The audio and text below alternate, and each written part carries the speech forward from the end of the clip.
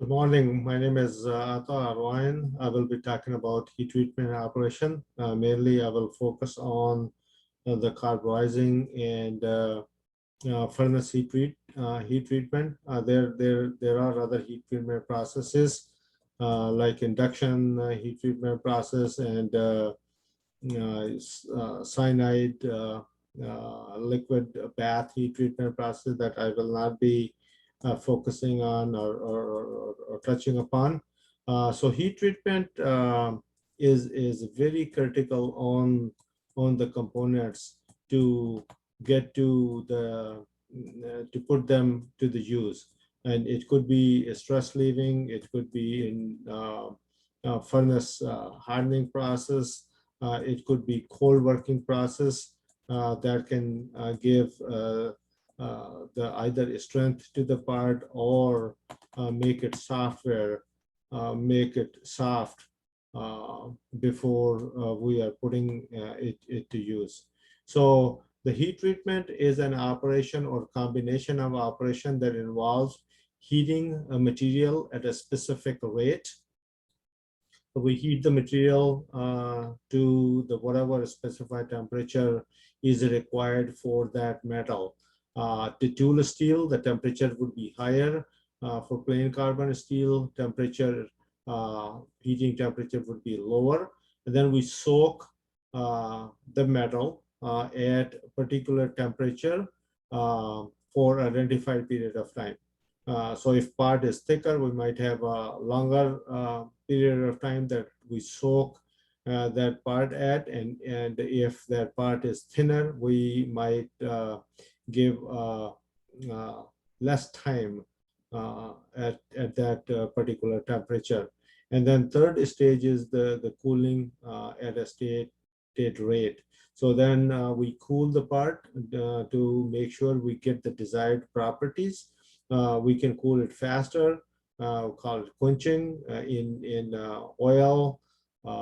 It could be in the water, it could be in polymer, or we can air cool it and get desired cooling rate and desired microstructure.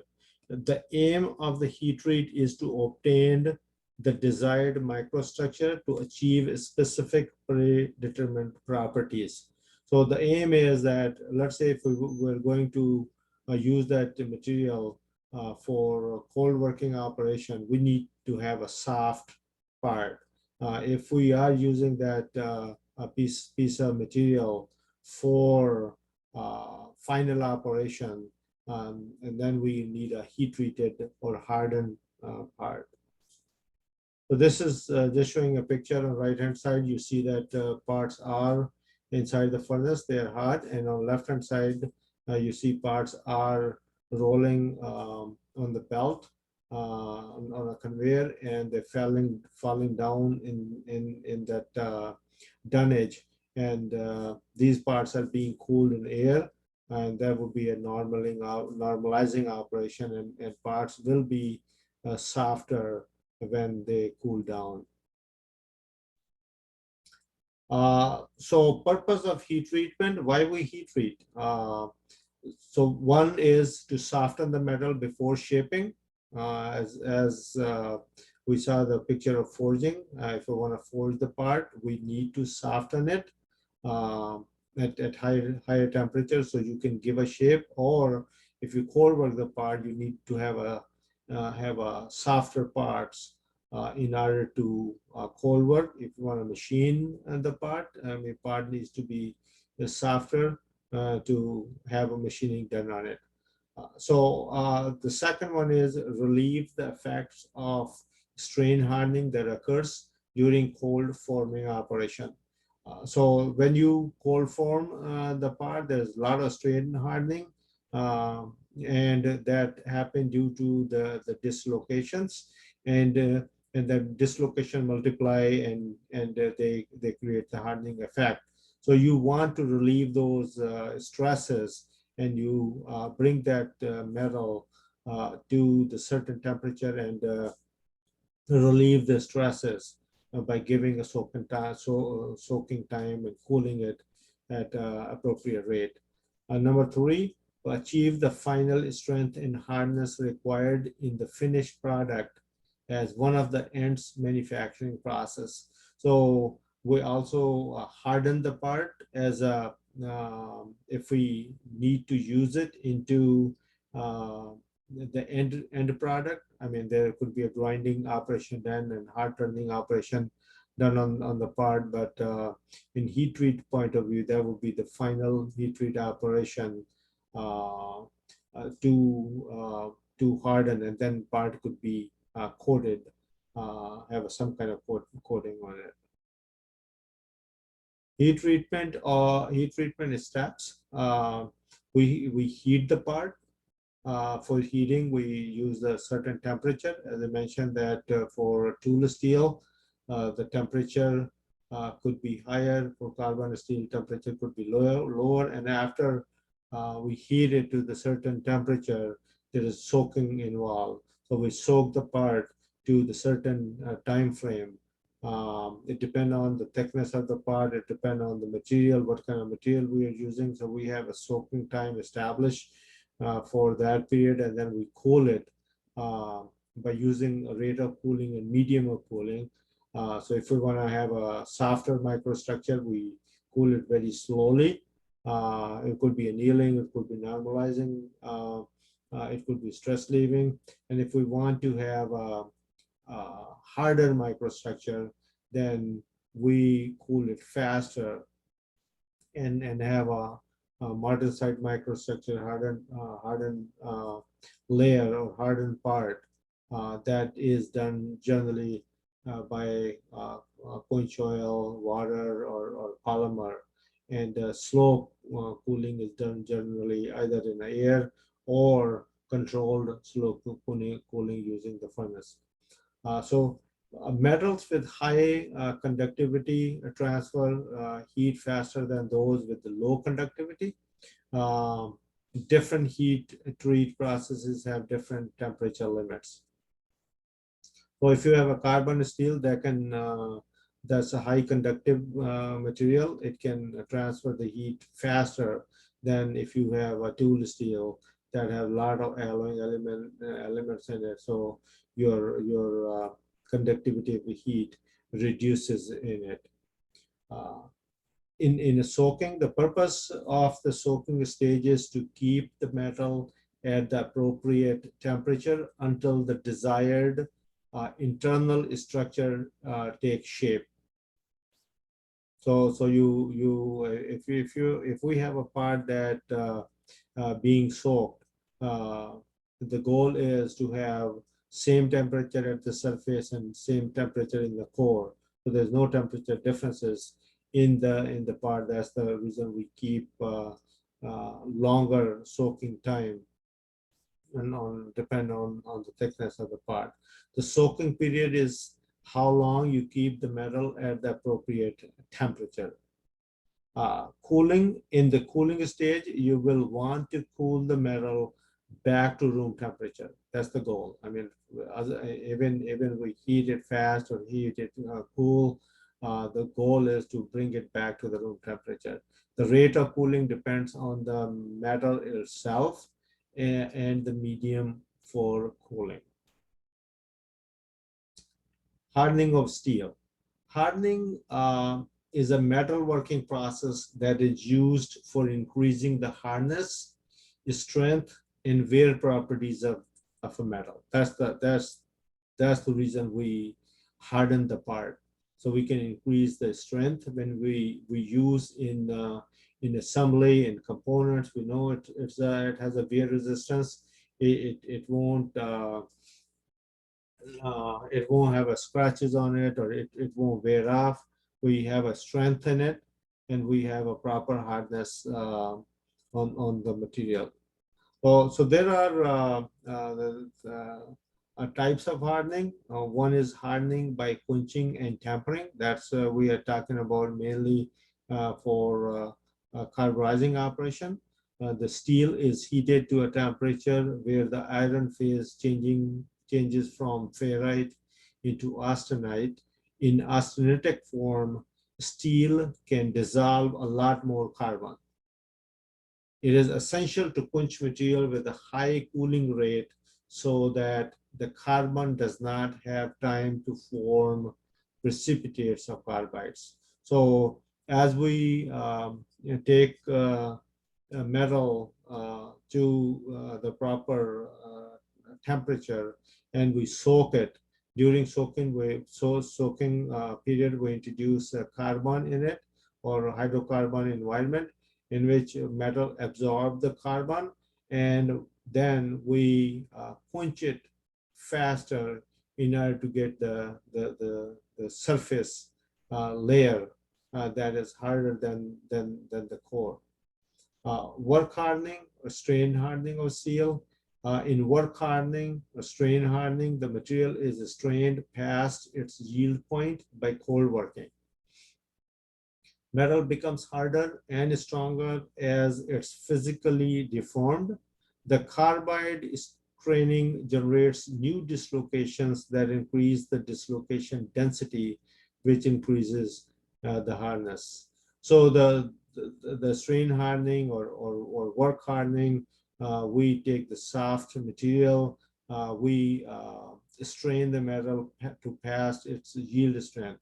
And by doing that, we create a lot of new dislocations, and that dislocation get increased in their density, and that's the reason it increases its hardness.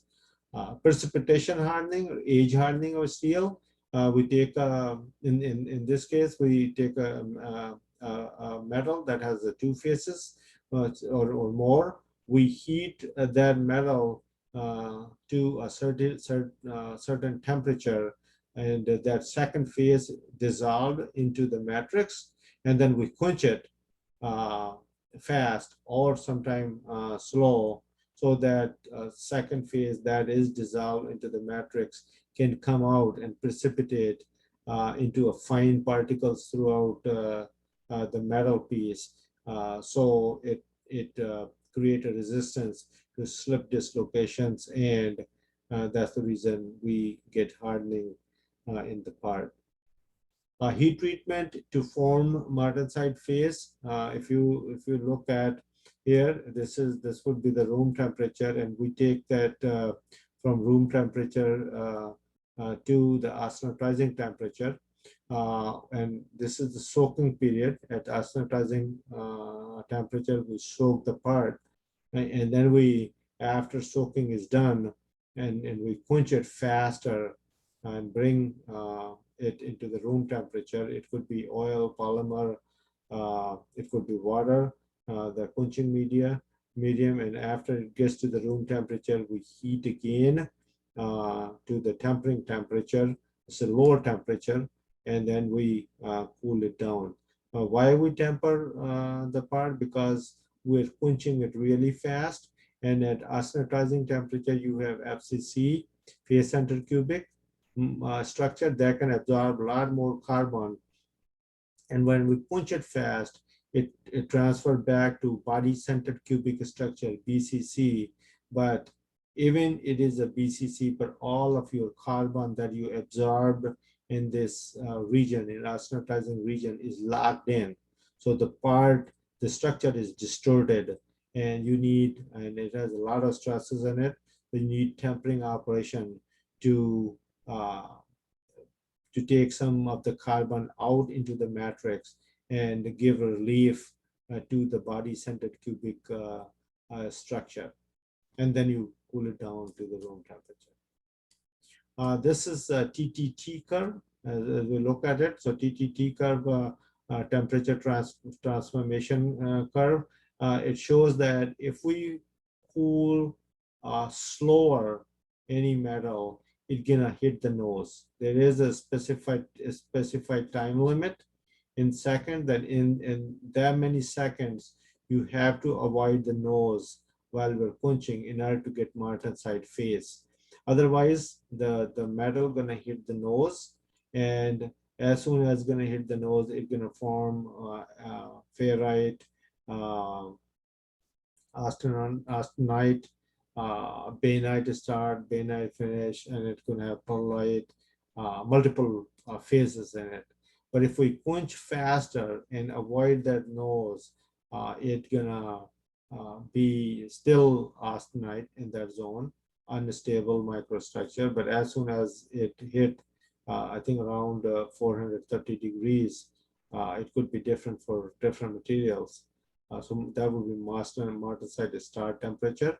Below that, the austenite will be converting into martensite, and eventually at room temperature, it will be converted to martensite. Carburizing of steel. Carburizing is a case hardening process by which carbon is added to the surface of low carbon steel. So as you look here, steel is at a low temperature. We heat the part to the carburizing temperature, and we soak it to certain period of time. And during carburizing, we introduce hydrocarbon. It could be propane gas. It could be natural gas. We introduce along with the carrier gas into the furnace for the metal to absorb carbon into it, so it can become hardened when we quench.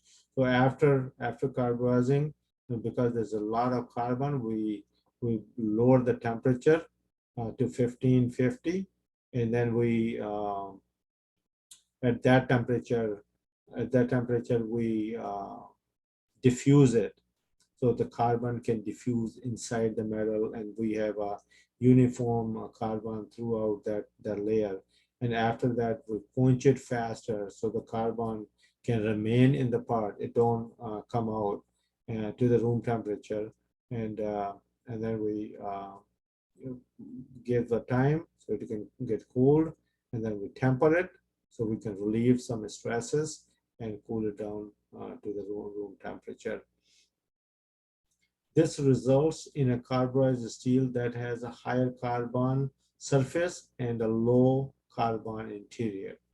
When the carburized steel is heat treated, the case becomes hardened and the core remains soft and tough. The depth of the carbon penetration depends on the length of the soaking period. So more the soaking is, more the carburizing depth would be.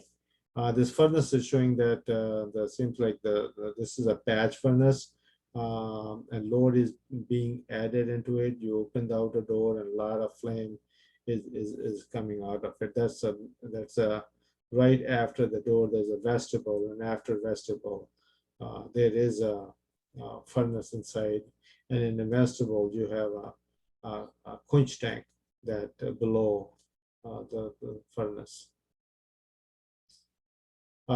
Types of carburizing, the pack carburizing. I mean, people used to take charcoal and put that piece of metal submerged into charcoal, heat it up for carburizing, but it's hardly being done nowadays. Gas carburizing is very famous and mostly used. In this one, we, as I mentioned, that we bring the temperature up at the carburizing temperature. We soak it, and at that temperature, we introduce the carbon into the metal, and that's how we generate that. This is hardened layer, a black hardened layer, as you see into the part, and then this is the red portion is the soft core. So you have a lot of stresses or compressive stresses on the surface, and you have a high wear resistance, high strength, hardness, and the core is soft.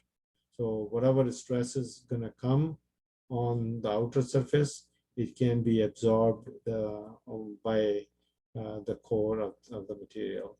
Liquid carburizing, that diffuse steel into molten salt bath containing sodium cyanide, barium chloride, and other compound that is not famous that much. used to use a lot, but not anymore because it's dangerous. It has environmental issues. It has health issues. The sealed quench gas carburizing furnaces are mostly used, or the vacuum furnaces are used, or continuous furnaces are used uh, for carburizing operations. Types of carburizing furnaces. There are three types of carburizing furnaces. There are continuous carburizing furnace, the batch type carburizing furnace, and vacuum carburizing furnace. In continuous carburizing furnace, the work enters and leaves the furnace in a continuous stream. Continuous furnaces are suited for a high volume production of similar parts. So in continuous furnace, you load the part up front and it goes through the heating chamber, carburizing chamber, diffusion chamber, and there's an integrated quench oil in the furnace. It goes through the quench oil and it leaves an exit from the back door. So it's loaded from the front door and exit from the back door. Batch type furnaces are generally the box type. It has an opening door at one face only. Workpieces to be heat treated are introduced and taken out from the same door after completing the heat treatment operation. So it has only one door. As you look at here, the part is loaded from this door. It goes into the vestibule. It goes into the main furnace, and then it comes out from the same door. It does not have two doors like we saw continuous furnaces. Vacuum carburizing furnace, they are similar to the batch furnace and continuous furnace. Concept is similar, but they generate the vacuum and heat treat parts in the low pressure carburizing atmosphere. Thank you very much for watching. If you like it, please click the button, and we'll share more videos in the future. And have a good day. Thank you very much for watching.